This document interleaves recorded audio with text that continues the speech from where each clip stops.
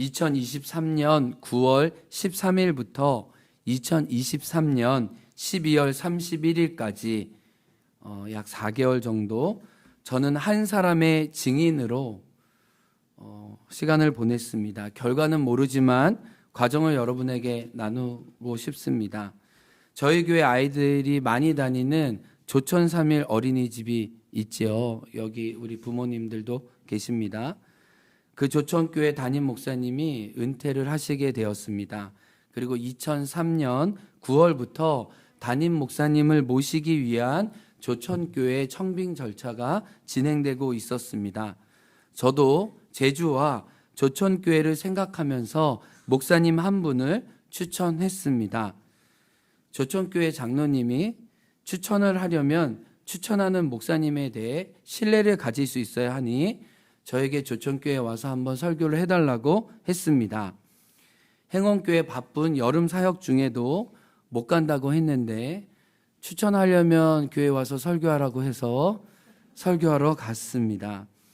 조천교회 가서 저희 행원교회가 가진 소망과 지난 6, 7년 동안 하나님이 우리 교회를 어떻게 변화시키셨는지, 그리고 그 변화에 대한 소망을 또 조천교회도 갖기 원하는 마음으로 마음을 같이 나누고 왔습니다.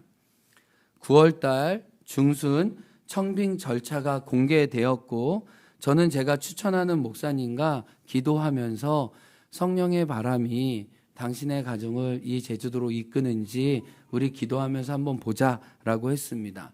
목사님 가정은 미국에 가신 지 이제 12년이 됐기 때문에 상당히 정착돼 있고 모든 게 안정돼 있기 때문에 하나님의 부르심이 아니면, 또 하나님 마음 주시지 않으면 이렇게 한국으로 다시 청빙 절차를 낼 이유가 없었다는 걸 저는 너무나 잘 알고 있었기 때문에 저는 추천은 하고 소개는 할 수 있었지만 그 가정에 먼저 기도하면서 준비하는 건 또 다른 문제였습니다. 네, 목사님 가정에 기도하면서 여러 사인을 통해 이때다 하고 청빙 서류를 내게 되었습니다. 제가 듣기로는 조천교회 청빙에 70명 넘는 분이 지원을 하셨고 그중에 교회에서 8분을 추렸습니다. 그 8분의 설교를 다 듣고 검증을 할 수가 없으니까 그중에 3명을 더 추렸습니다. 제가 추천한 그 목사님이 임채영 목사님인데 임채영 목사님이 그 3분 안에 들게 되었습니다. 최종 선발된 3분이 12월 둘째 주, 셋째 주, 넷째 주 이렇게 해서 총 3주에 걸쳐서 설교를 하시게 되었습니다. 이제 1월 7일 전교인 투표만 남아있는 상황입니다. 저는 지난주 저희 교회 12월 30일 주일 예배 마치고 난 다음에 제가 마지막으로 추천했던 그 임채영 목사님의 설교를 듣는 것으로 이제 저의 사명을 다했어요. 이제 네, 결과는 주님께 맡길 뿐입니다. 이건 뭐 몰라요. 저희에게 속한 게 아니에요. 근데 그 과정으로만 감사했습니다. 저는 후배 목사님을 추천하기 위해 많은 시간과 에너지를 썼습니다. 지켜보던 아내가 정말 당신 열심히라고 했어요. 누가 보면 그 교회 지원을 당신이 하는 줄 알겠다고. 저도 누군가를 위해 이렇게 혼과 열정을 다해 본 적이 정말 오랜만인 것 같아요. 추천서, 이력서, 자기소개서 등 지혜를 함께 모았고 또 선배로서 조언할 부분을 함께 나누었습니다. 기도하면서 제가 임채영 목사 내가 너를 위해 1시간 오늘 새벽에 기도했다. 그러면서 정말 기도하면서 여러 차례 피드백을 나누고 하나님이 주신 소망들을 같이 나누었습니다.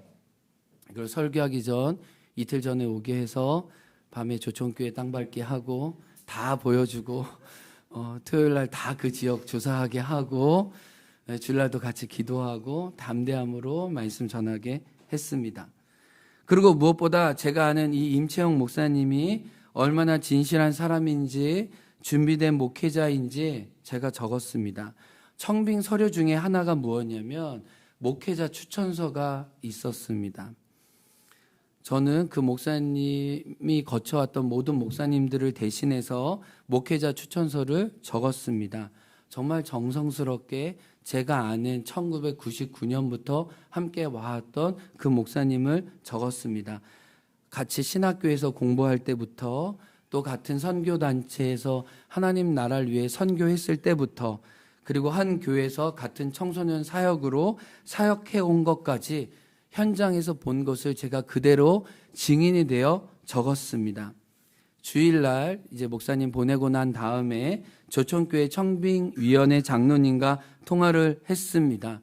근데 제가 몰랐던 사실이 있었는데 교회에서 이제 세 분의 투표를 진행해야 되니까 세 분의 이력을 다 정리한 프린트와 함께 어떻게 성도들이 이 목사님을 이렇게 잘 알 수 있을까 좋은 방법 중에 하나가 각각 이 목사님을 추천했던 이 추천서를 복사해서 나눠주는 게 좋겠다 해가지고 제가 임시영 목사님에 대해서 쓴 그 추천서가 5장이었는데 5장을 전 교인한테 다 돌렸다는 거예요. 그래서 저는 생각하지도 않았지만 제 글이 모든 조천교회 성도님들에게 그 목사님을 소개하는 글이 되었습니다.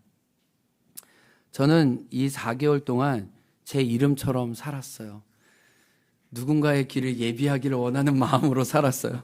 정말 제주도에 건강한 교회가 세워지기 원하는 마음으로, 다음 세대가 세워지기 원하는 마음으로, 건강한 한 교회가 세워지기 원하는 마음으로, 조천 3일 어린이집이 잘 되기 원하는 마음, 이 모든 마음과 진심을 담아서 정말 이 4개월간 정말 함께 했어요. 결과가 어떻든 후회는 없어요. 그러나 이 과정을 통해 제가 느낀 게 있어요. 누군가의 길을 예비하는 게 정말 쉬운 일은 아니구나. 쉬운 일은 아니지만 너무 보람차고 기쁜 일이구나.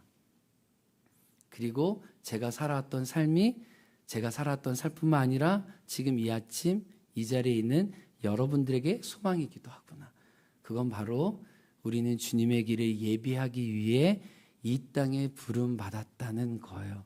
물론 우리는 누군가의 앞선 이로 누군가의 길을 예비하는 사람이긴 하지만 우리가 모두 공통적으로 소망하는 바는 내 뒤에 예수님이 오시는 길을 앞서서 준비하는 사람이 되기 원한다는 겁니다. 아멘. 우리는 이 소망으로 이 새해를 열고 오늘 주님 앞에 그렇게 기도할 거예요. 그래서 이렇게 좀 고백하고 싶습니다. 우리 옆에 있는 분에게 형제님은, 자매님은 예수를 증언하기 위해 태어났습니다. 시작. 형제님은, 자매님은 예수님을 증언하기 위해 태어났습니다. 네, 우리 모두는 주님이 오실 길을 예비하기 위해 부름받은 사람입니다. 오늘 본문을 따라가 보고 싶은데 오늘 요한복음 1장에 세례 요한을 설명하는 단어에 늘 붙어있는 단어가 있습니다. 성경책 보신 분들 따라오는 단어가 느껴지시나요? 증언입니다. 증언. 1장 19절 한번 성경 봐주세요. 내가 누구냐 물을 때 요한의 증언이 이러합니다 라고 시작해요. 32절에도 보면 요한이 또 증언하여, 요한이 예수님을 증언하고 있습니다. 그리고 1장 34절에 또 요한이 증언하는데 요한이 증언하는 예수님은 누구입니까? 하나님의 아들이심을 증언하고 있습니다.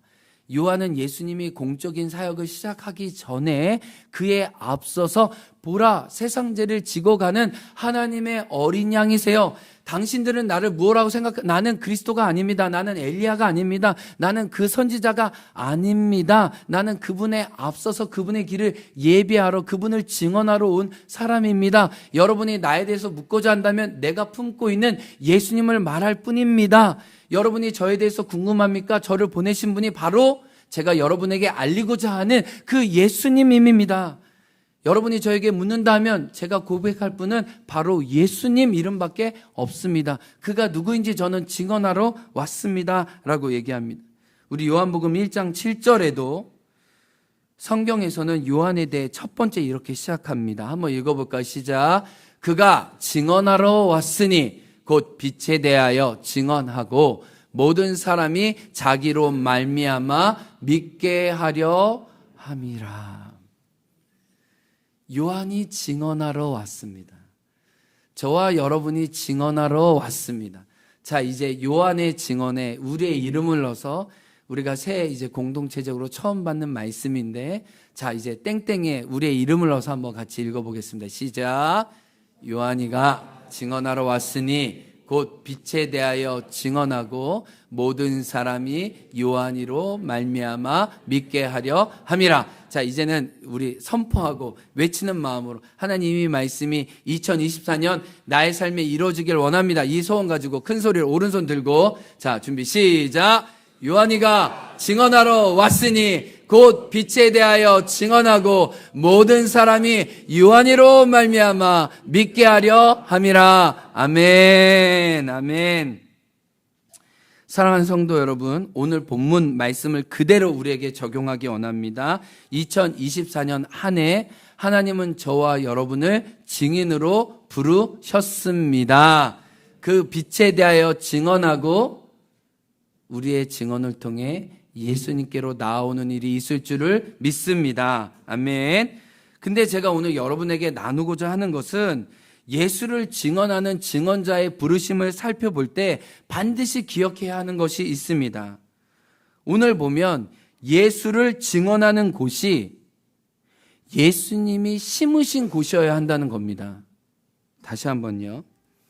내가 예수를 증언하고 싶은 곳이 아니라 예수님이 있으라 하는 곳에서 증인이 되어야 한다는 것입니다. 다시 한번요.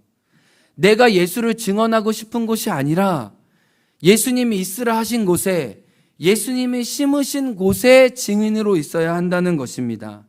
내 의지와 내 원함이 아니라 하나님의 의지와 하나님의 원함이 있는 곳에서 증인이 되어야 한다는 것입니다.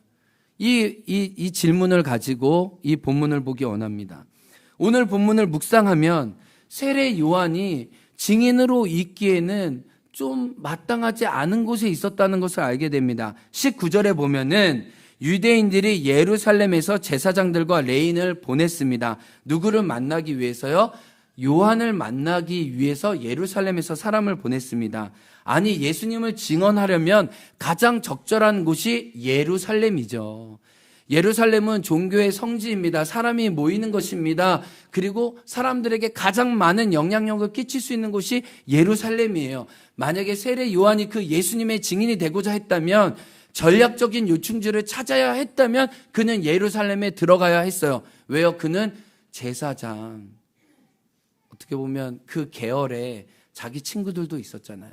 그러니까 자기의 끈과 연줄과 자기의 배경과 어떤 자기의 어떤 신분을 드러낼 수 있으면서 가장 영향력 있게 예수님을 드러낼 수 있는 곳이 예루살렘이었습니다. 근데 그는 예루살렘으로부터 떠나왔다는 것을 알게 돼요.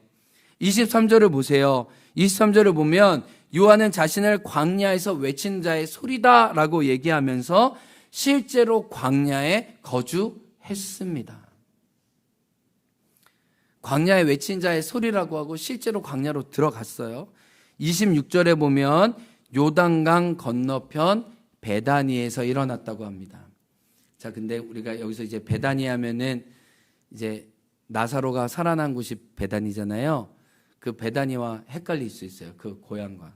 성경에는 우리 제주도에 보면 새화가 두 군데 있잖아요. 우리 옆 동네 새화가 있고 서귀포에 새화가 있는 것처럼 성경에 베다니가 두 군데가 있습니다.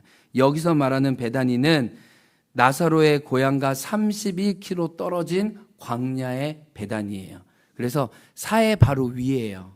그래서 지금도 사진으로 보면 사람이 살지 않고 그냥 요단강만 쭉 그냥 3, 4m 되는 요단강만 흐르고 그냥 나무만 있고 그냥 광야고 사람이 살지 않는 그 베다니 광야에 세례 요한이 들어갔다고 얘기합니다. 세례 요한은 예수에 대한 증언을 자기 삶의 목적으로 삼았어요. 그렇다면 그 증인이 될 만한 자리에 가는 것이 마땅했습니다. 근데 그곳이 바로 광야였다는 거예요. 전략적이지도 않았고 지혜롭지도 않았고 어리석어 보였고 미련해 보이기까지도 합니다. 왜요? 증언을 들을 사람이 없는 광야에 들어섰다는 겁니다. 이 지도를 아까 보면 좀 안 보이셨을 텐데 이 베다니에서 그래도 조금 더 올라가면은 여리고가 있거든요. 예루살렘은 아니더라도 여리고에 가서 그가 예수를 증거했다면 좀 더 낫지 않았을까요? 여리고는 휴양 도시였거든요.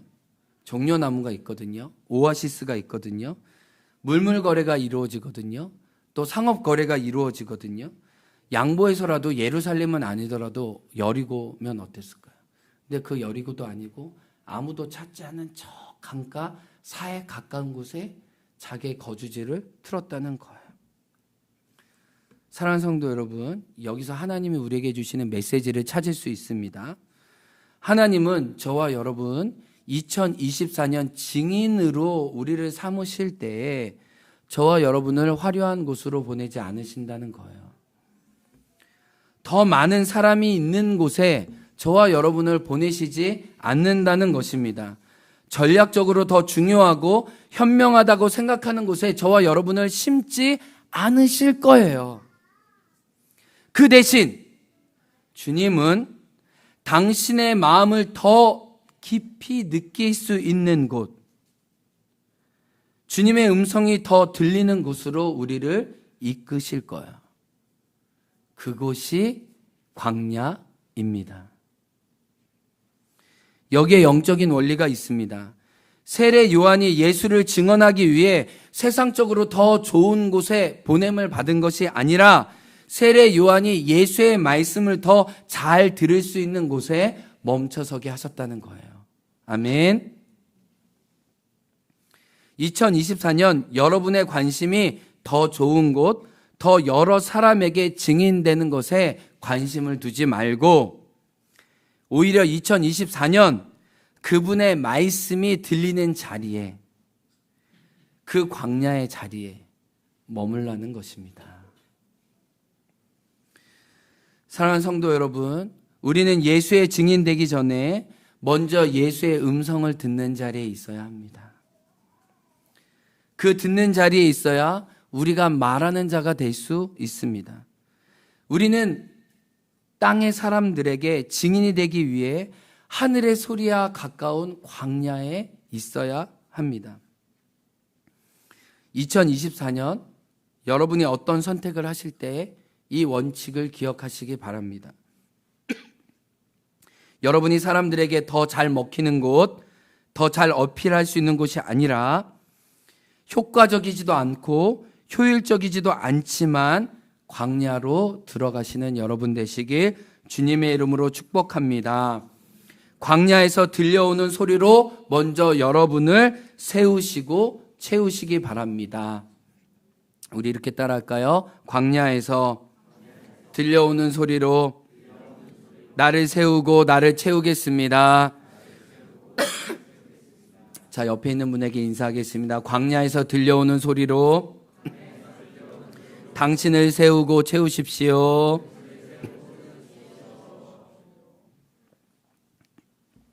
두 번째, 오늘 우리에게 주시는 메시지는 여러분 그 광야의 자리를 떠나지 말라는 거예요. 내가 예수를 누구에게 어디 가서 증언하지? 오늘 본문은 이 초점이 아닙니다. 우리가 증언이라고 생각할 때 오해하는 부분이 뭐냐면 내가 어디로 파송받아서 누구에게 갈까? 어느 지점과 목적지를 생각합니다. 근데 오늘 본문에 보면 전혀 관심이 그렇지 않아요. 예수의 증인된 세례 요한이 부름받은 자리가 광야였고 세례 요한은 그 광야에서 떠나지 않았다는 것을 보여줍니다. 주님은 뭐라고 말씀하시느냐? 그 광야에 찾아온 그 사람에게 증언하는 것으로 너의 사명은 다했다 하는 거예요. 너가 예루살렘이나 여리고나 다른 도시에 가지 않아도 너가 광야에서 부름받은 그 자리에서 한 사람이건 두 사람이건 너에게 찾아온 그 사람에게 증인된 것으로 나는 너의 사명을 다했다 말하는 거예요. 하나님의 방법은 저와 여러분에게 역설적이라는 것입니다.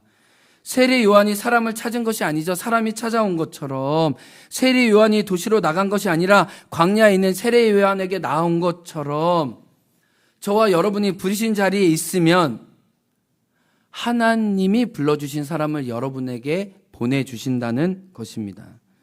내가 가지고 있는 소망, 그 소망에 대해 묻게 하시는 일이 있겠다는 겁니다. 베드로전서 3장 15절 너희에 관한 소망에 관한 이유를 묻는 자에게 대답할 것을 항상 준비해야 돼. 내가 나의 광야의 자리에 부르신 자리에 있으면 우리에게 소망에 관한 이유를 묻는 자들이 반드시 나올 것이라고 성경은 말씀하고 있습니다. 그러므로 하나님이 우리에게 주신 그 자리에 우리는 더 심겨져야 해요. 더 굳게 뿌리 내려야 해요. 거기에 울타리를 치고 거주해야 해요. 그래야 하나님이 나에게 보내주신 사람에 대해 내가 증인의 역할을 감당할 수 있습니다. 우리 유병현 집사님, 조희정 권사님, 우리 넷째, 우리 노을이 지금 오빠랑 잘 놀고 있어요. 지금 오빠 왜 날 괴롭혀? 지금 막 하고 있어요. 노을아, 이제 너 이야기 하려고 그래. 잠깐. 네. 우리 노을이가 메이드인 제주죠, 그렇죠? 네. 우리 행원교회 성도님들, 우리 노을의 임신과 출산, 그리고 그 이후에 또 수술과 회복의 과정까지 지금 우리가 함께 하고 있어요. 그 모든 일에 우리는 증인이에요. 우리 유병희 집사님 가정 정말 격한 소용돌이 속에서도 믿음을 끝까지 잃지 않았고, 하나님이 심겨 있으라 하신 이 제주와 행원 땅을 버리지 않았습니다.